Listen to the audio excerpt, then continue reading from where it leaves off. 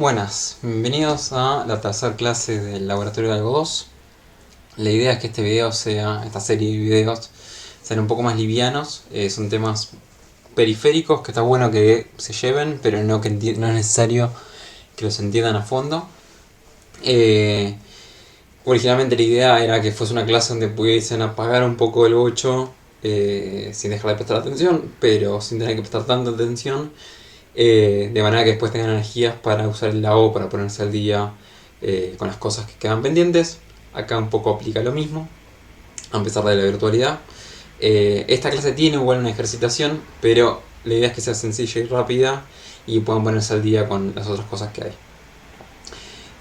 Dentro de los temas de hoy tenemos un poco cómo funciona la compilación, para que tengan una idea del tema y en particular sacar alguna de las magias que vienen con el include y otras cosas que usamos. Después vamos a ver algo de testing, que es un poco de repaso y que les ayude a entender un poco qué son los tests que están recibiendo en los paquetes de ejercitación que les pasamos. Y por último, un poco de LaTeX. Y además hay un video de Lean donde les habla un poco del uso de Git, tanto desde consola como desde CLion, y aparte revisa algunas cosas del uso de CLion, como debugging avanzado, llamémoslo, que son los breakpoints condicionales para que el breakpoint se active si se cumple cierta condición en el código. Sin más, vamos con la parte de compilación. Bueno, cuando compilamos, la idea es pasar de una serie de archivos fuente, que es el código que escribimos en texto plano, digamos, lo humanamente legible, y la idea es llegar a un ejecutable, que es un único archivo que se puede ejecutar y que tiene código que entiende el procesador. Eso, si alguna vez lo hacen por consola, tiene esta pinta en C++ en particular, donde G++ es el compilador, maincp es el archivo, que acá puede haber varios archivos fuentes, menos O es para decir el nombre que va a tener el ejecutable final y el nombre ejecutable final. En la realidad, este proceso de un solo paso en realidad tiene 4 etapas distintas, que son 3 subprocesos que se hacen en 2 pasos discretos distintos.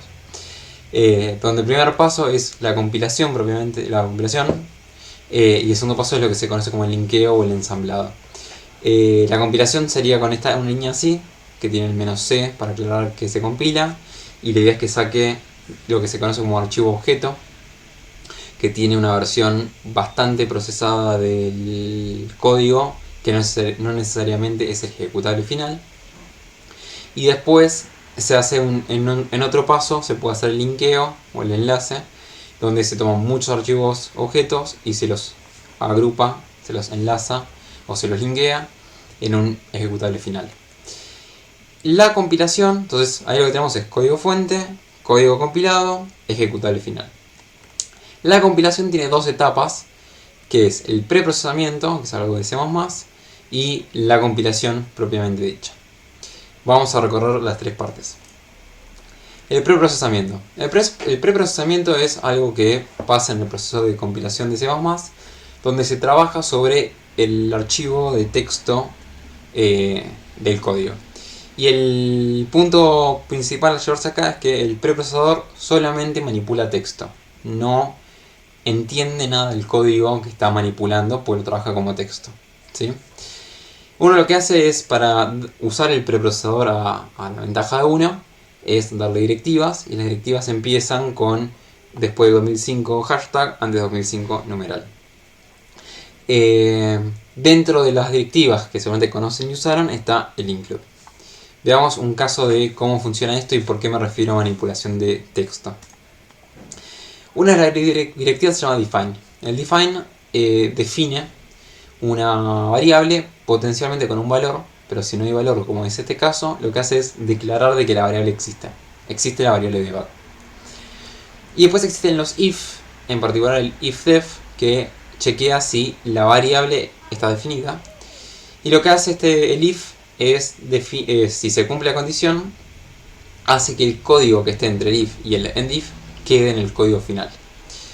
Entonces, en este caso el preprocesador lo que hace es leer de arriba hacia abajo, se encuentra con el define, ahora la variable debug existe, sigue procesando, se encuentra con el if def, ¿está definida la variable debug? Sí, entonces todo este texto lo incluyo y eso nos da esta salida de acá, donde el cout está. En cambio, si esta línea no estuviese y el resto sí, vendría acá y dice, che, ¿está definido debug? No, porque nunca se definió. Entonces este texto que está entre el if y el endif no lo incluyo y obtenemos este código postprocesado. Fíjense que en el código postprocesado no hay ninguna directiva del preprocesador porque el preprocesador las procesa. El otro ejemplo que conocen de esto es el include. Acá un poco el mensaje es el include no hace magia y de hecho lo que hace es literalmente copiar y pegar código.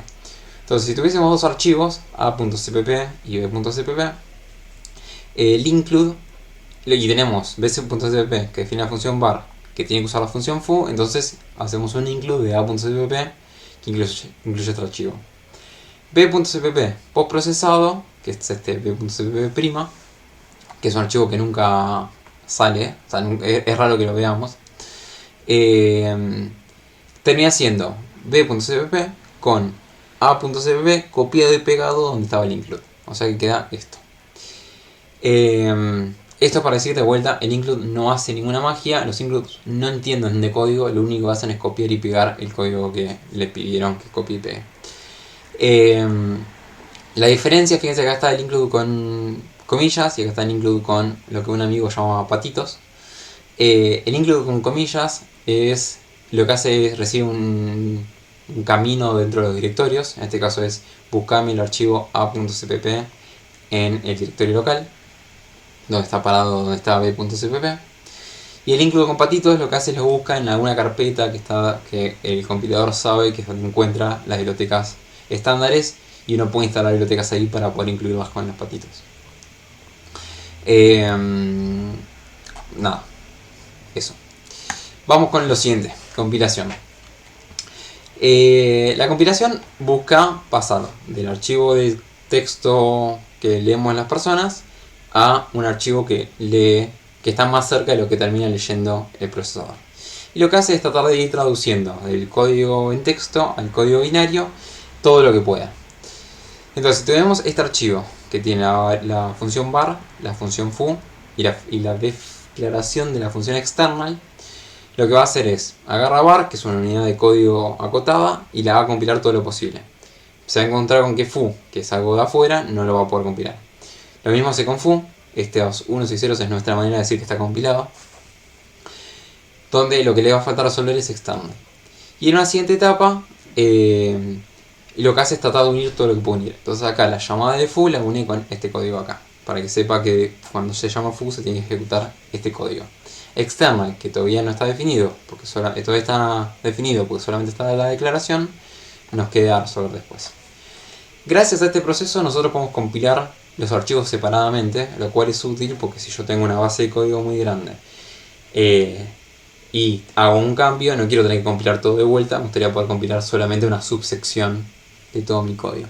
Entonces, para eso se hace esta división de las etapas de compilación y linkeo.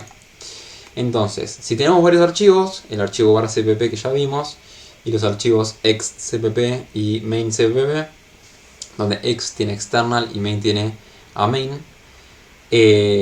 con la declaración de que var exista, podemos compilar los tres por separado y tenemos, fíjense que en cada caso las funciones que están definidas ahí las compila, pero deja pendientes las uniones a funciones externas que no conoce. Entonces así tenemos tres archivos objetos, var.o, ex.o, main.o, que son los de celeste. Y esto lo hago con g++ menos c, el archivo fuente, menos o, el archivo salida. Con los tres g++, después podemos unirlos en la etapa de linkeo con g++ los archivos objetos, o sea que no volvemos a ver las fuentes, y le digo sacame el ejecutable, que lo pongo en verdecito para mantener la simbología que estaba usando. Y en ese caso agarra los tres archivos objetos y hace las uniones que faltaban, de var a var y de external a external, ¿no? Esto que está acá, ¿sí? Vamos ahora, fíjense que acá en este caso En cada archivo yo no tengo ningún include, pero uso cosas de otros archivos. Y lo que hago es, para que se quede tranquilo el compilador a la hora de compilar esto, le digo, che, external existe. No sé qué forma tiene, ya lo vas a ver después, pero existe. Y se lo digo explícitamente en el archivo. Ahora, dado que existe un archivo que dice cómo es external, tiene poco sentido escribirlo cada vez que lo uso. Entonces, querríamos usar el include. Veamos un ejemplo. Acá tengo tres archivos. A.cpp con la función foo. bcpp con la función var, que llama foo, entonces tengo que incluir a A.cpp. Y main, abmain se llama el archivo, que usa foo y var, entonces incluye a para usar a foo, incluye a b para usar a var. Compilamos las tres cosas por separado. Compilamos A, no hay drama. Compilamos B, no hay drama. Pero si queremos compilar a abmain, ¿qué pasa? Veámoslo con el ejemplo. Bueno, si tenemos abmain.cpp. Todo esto hace los includes. Incluimos primero A, que es este archivo del medio. Entonces venimos a A, dijimos que el include solamente hace copy paste. Tenemos esto. Y ahora incluimos a B. Venimos a B. B incluye A acá. Y esto tengo el preprocesador no solo copia y pega, sino que también preprocesa los archivos que recibe. Entonces hace esto. Y después hace esto. El resultado que tenemos es que foo queda definido dos veces. Que esto habíamos dicho en la clase pasada que no se podía hacer. Entonces esto tiene un error. Que es el siguiente. Nos dice: en el archivo incluido en bcpp1, línea 1, que fue incluido en abmain línea 2, que es el archivo a.cpp, la función foo ya está redefinida. Y fue definida en el archivo incluido en abmain línea 1, que es a.cpp, que dice, che, foo ya fue definido acá. Fíjense que abmain línea 1 es esto, que incluye a, y abmain línea 2 es esto, que incluye a b, que incluye a. Entonces lo que tenemos que hacer es no incluir... tendríamos que no incluir a dos veces. Pero el tema es que, bueno, digamos, acá tenemos que usar algo que está en A, entonces lo tenemos que incluir. Y acá tenemos que usar algo que está en A y lo tenemos que incluir. En este caso en particular uno podría no incluir a acá porque lo incluye a través de B. Pero no siempre sabemos si eso pasa. Acá porque es todo nuestro código. Pero si no lo fuese, no se puede. Entonces, ¿qué se hace? Si se acuerdan, la última vez habíamos dicho que las definiciones no pueden aparecer dos veces, pero las declaraciones sí. Entonces lo que se propone hacer es separar las declaraciones en un archivo aparte. Entonces pasamos a tener para cada CPP un archivo .h con las declaraciones. Entonces a.cpp tenemos la definición de la función foo y definimos un archivo a.h de header o encabezado en castellano con la función foo. Con solamente la definición de la función foo. La declaración de la función foo. Y acá lo que se suele hacer es incluir al .h de sí mismo, porque acá puede haber otras cosas que son útiles acá abajo. En b.h ponemos solamente las definiciones de las declaraciones que teníamos antes en b.cpp, que en este caso es var. Y var, que necesita foo, sí incluye a, pero incluye a a.h. O sea, acá le estamos diciendo es existe la función foo, todavía no digo cuál es. Y después main hace lo mismo, incluye solamente los .h. Entonces ahora sí puedo compilar cada cosa por separado y después unir los tres .o en un único archivo de salida. Esto funciona muy bien y la idea de tener separar las definiciones de las declaraciones funciona muy bien y lo vamos a querer hacer en clases. Entonces idealmente si yo tengo una clase que definí, lo que vamos a querer separar es en el archivo encabezado solamente el encabezado de la clase, que vendría a ser la interfaz. Fíjense que esto se parece a lo que venimos viendo en las primeras clases cada vez que damos una clase nueva, con la diferencia que acá están las variables privadas porque esto no se puede separar en dos. Pero todo lo que es el cuerpo de las funciones lo queremos poner en otro archivo. El problema es, hasta acá todo muy lindo y esto podría funcionar, salvo porque esto, dijimos que todas las cosas que si se declaran con corchetes, si se definen con llaves, quiero decir, las llaves son la definición. Entonces esto cuenta como una definición de clase. Entonces necesitamos que si hay dos includes, si hay dos includes de este .h, necesitamos que esto no aparezca dos veces. Y ahí es donde se recluta al preprocesador. ¿Qué se hace entonces para hacer eso? Imaginemos que tenemos dos archivos distintos que incluyen a class.h, ¿no? En este caso tenemos a... ¿Qué nos dice el preprocesador en este caso? Ifndef es una directiva que significa if not defined, o si no está definida esta variable. Y eso lo que dice es, si no está definida esta variable, al contrario de lo que vimos antes, incluí el texto que está hasta en el div.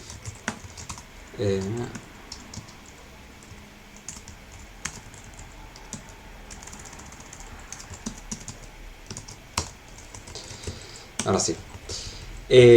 Si está... Bueno, si no está definido, entonces incluirlo, y si está definida, entonces esto no tiene que aparecer. Este es el define que ya vimos, y el endif es la parte de arriba. Entonces, hagamos del preprocesador de nuevo. Esto incluye a class.h. Entonces venimos acá, copiamos y pegamos, y ahora hacemos de preprocesador acá. ¿Está definido class h? No. Entonces todo el texto de abajo aparece. Y ahora defino class h. Vamos a comentarlo, pero ahora sabemos que está definido. Viene util.h. Entonces incluimos util.h. Preprocesamos util.h. Incluye a class.h. Podríamos hacer esto.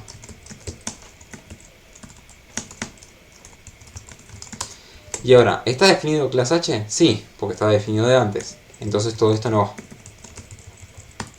Y finalmente esto tampoco.